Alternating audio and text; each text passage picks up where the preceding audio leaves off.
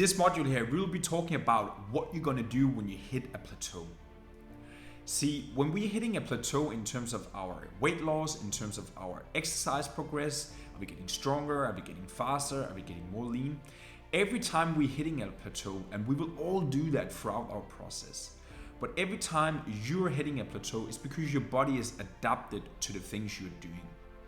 So it's a good thing here. The body is so good to actually adapt to the things you're doing. So again, it's back to that. If you're starting from scratch and you go all out and train 7 times a week, your body will be challenged, but it will adapt to it very, very quickly. And that's where we see the plateau hits, because you are taking it to the extreme and you're just meeting that level very, very quick. So for you to be able to move forward from there, well, you will have to do it even harder beyond that. And that's where it's challenging for lots of people.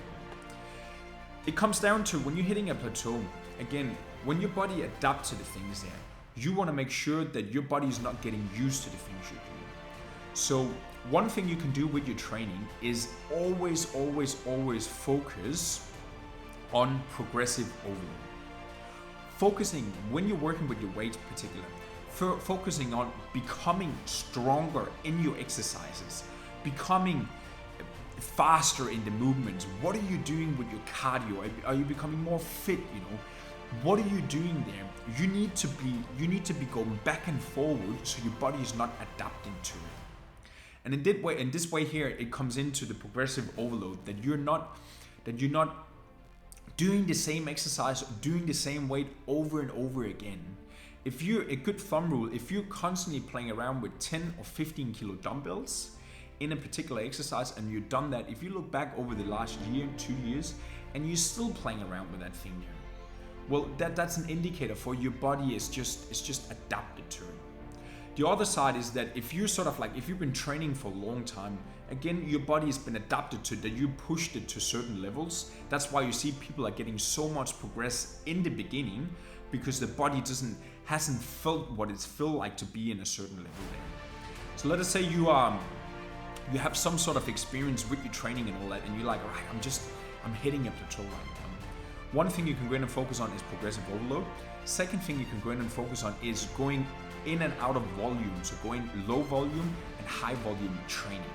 And what I mean by that is that your body will get used to if you're constantly just going low reps and heavy weights to increase the strength, which is good, we need that. But on the other side, you also need some higher volume, you need some more reps into your body to really get the blood flow and get that pump into your body. It's two completely different ways of training. But what we're gonna focus on here, we're gonna focus on challenging our body. So if you're looking at your weekly schedule, at your weekly routine, you can take lower body day, upper body day, lower body day, and upper body day.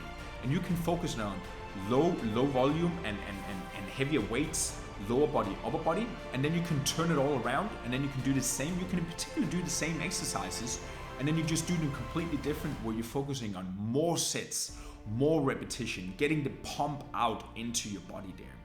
So progressive overload, focusing on just being aware of, am I actually moving forward? Am I moving up in weights? Do I become stronger?